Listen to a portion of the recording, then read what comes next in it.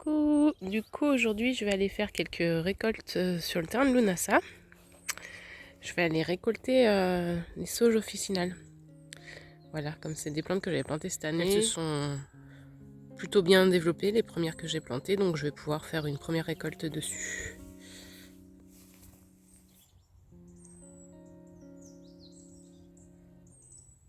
Et ensuite, j'aurai du thym aussi à récolter bientôt, un petit peu de romarin. Et je vais faire aussi quelques cueillettes sauvages des dernières. Là, c'est vraiment les dernières récoltes. Comme j'ai certaines plantes qui n'avaient pas produit jusqu'à maintenant, j'en profite pour les tailler pour l'hiver et en même temps récupérer ce dont j'ai besoin.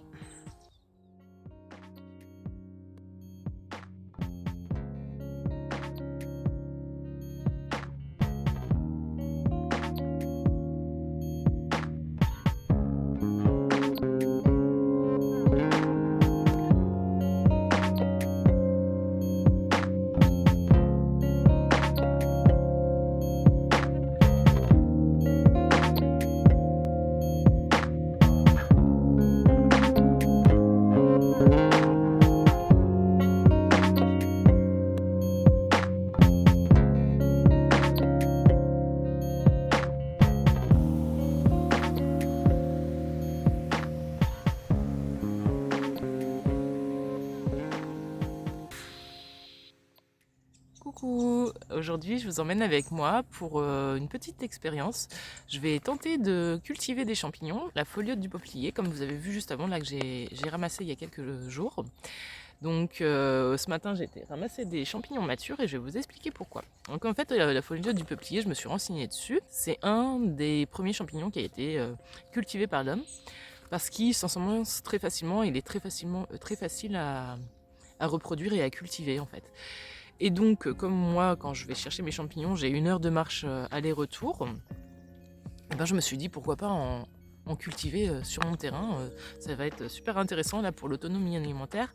C'est un champignon qui a à peu près 27% de protéines. Il a des propriétés antibactériennes, anti-inflammatoires, antivirales. En Chine, il l'utilise contre la dépression. Donc dans tous les cas, c'est un champignon qui est super bon quand il est récolté jeune. Il est vraiment très très bon. Il a un petit goût de noisette, il est excellent. Donc je me suis dit que j'allais essayer d'en cultiver chez moi. Donc il pousse sur des souches.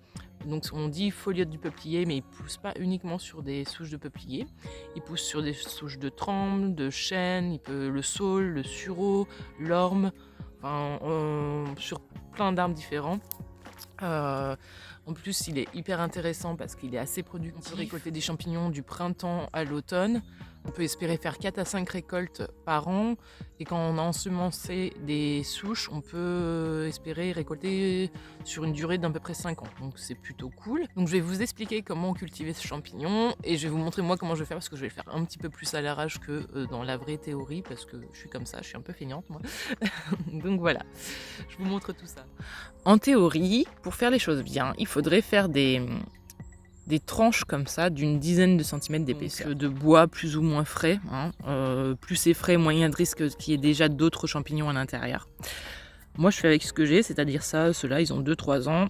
Mais s'il y a un champignon à l'intérieur, c'est peut-être bien des foliotes. Donc en plus, ça tomberait bien vu que je les ai récupérés là où il y en avait qui poussaient déjà. Moi j'ai pas envie de m'amuser à couper des tranches, je vais pas les découper, mais par contre ce que je vais faire, comme j'ai un petit creux dans mon sol, alors ici je vous explique rapidement, mais ici avant il y avait mon trop plein de la mare qui passait, donc en fait on voit une sorte de tranchée qui est là. Je l'avais déplacé, le trop plein je l'ai déplacé plus loin, parce que à l'époque ici les saules ils ont un système racinaire hyper dense, quoi, et ils arrêtaient pas de boucher le trop-plein. Bon, à l'époque, la mare débordait, hein. C'est plus d'actualité maintenant. Mais bon, du coup, j'avais déplacé le trop-plein plus loin pour que je n'ai plus à déboucher tous les 4 matins le tuyau. J'ai décidé d'installer mes champignons ici parce que déjà, on est près de la mare. On est dans une zone qui reste relativement à l'ombre ou mi-ombre une grosse partie de la journée parce que ici vous avez le saule pleureur, derrière il y a un chêne, là vous avez la haie qui est au sud, donc toute cette zone-là elle est à l'ombre presque toute l'année. Et naturellement ici ça reste assez humide, c'est la zone qui reste le plus humide dans toute l'année, toute cette petite zone-là. comme ça, parce que on est près de la mare, parce que le terrain d'à côté, il est relativement... Je vais essayer de vous le montrer par-dessus la clôture. Vous voyez comment c'est fait? En fait, ici, c'est complètement marécageux. Ils ont même drainé, et malgré le drainage, ça reste super humide. Ce qui fait qu'ici, un microclimat relativement humide.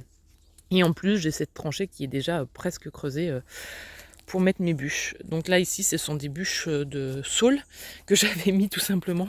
Le hasard fait bien les choses. J'avais mis ici il y a quelques temps parce que Floki passait sous le grillage à cet endroit-là. Parce que les ragondins passaient par ici. Mais maintenant, Floki et Oaku se sont occupés du problème des ragondins. Vous voyez, Oak, il est toujours là-haut. Et ils passaient leur journée comme ça, là, à les harceler tous les deux. Et du coup, ils ont déménagé. Ils sont partis, et tant mieux, ça m'arrange, parce qu'ils avaient fait énormément de dégâts dans la mare. Ce que je vais faire, c'est que je vais recreuser légèrement cette petite zone-là. Je vais faire rouler mes 2 gros rondins de tremble jusqu'ici, pour les enterrer au moins à moitié. Alors eux, en théorie, si vous faites des lamelles comme de 10 cm d'épaisseur à peu près, vous les enterrez, mais il faut qu'ils dépassent légèrement en surface, mais recouvrir légèrement de terre ou de terreau, et les dégager au printemps pour qu'ils fructifient. Ça, c'est la théorie, mais dans la nature, voilà, ce que moi j'ai observé, c'est que de toute façon, même si la bûche elle est à moitié enterrée, les champignons poussent dessus quand même. Je pense qu'il faut juste qu'ils soient dans une zone relativement humide en fait. Si vous avez une zone un peu plus sèche, bien les enterrer pour l'hiver pour que le mycélium se développe correctement. Moi je vais faire ça à la cool, hein. On verra bien. Ça marche, tant mieux, ça marche pas, tant pis. Je vais récupérer voilà, quelques rondins de saule que je vais mettre avec mes rondins de tremble pour essayer d'ensemencer au maximum.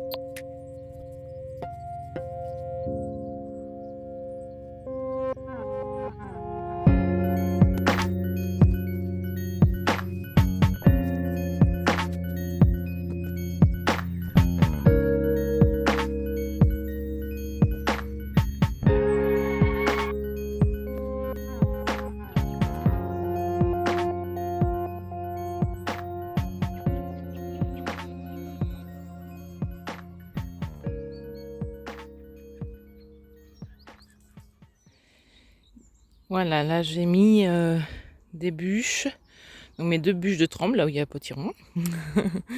Et après donc des vieilles bûches de saule. J'ai essayé de remplir un peu les interstices avec la bûche toute pourrite comme ça là. Et puis maintenant je vais frotter, donc il suffit tout simplement de frotter ou de déposer, moi je pense que je vais juste les déposer dessus, des champignons matures, donc qui ont fait leur sport, sur les bûches. Donc vous pouvez en mettre un peu à la protection de la lumière. Donc je vais en mettre un petit peu partout comme ça.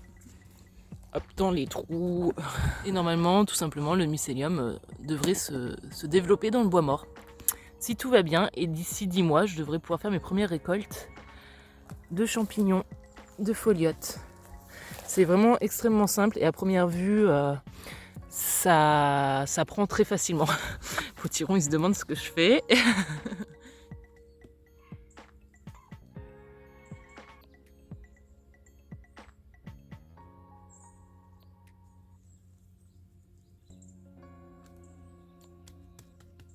Donc là, j'ai terminé. J'ai bien écrasé tous les champignons sur les bûches. J'en ai mis partout dans les interstices, dans des trous.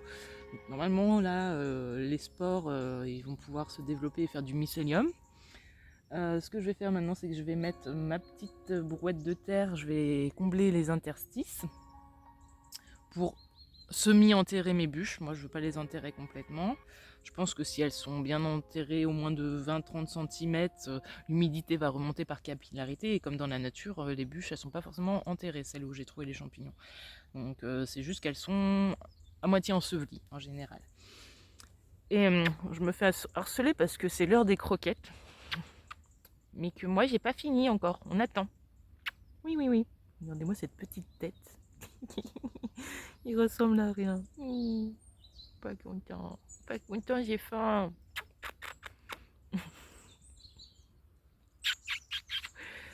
Bref, il me déconcentre. Et puis je pense que je vais aller chercher, j'ai sous un chêne, j'ai un tas de branches qui se décomposent, où il y a les feuilles qui tombent dessus et tout depuis plusieurs années. Je vais aller chercher un peu la terre qui est en dessous, un mélange de feuilles mortes et de bois décomposé.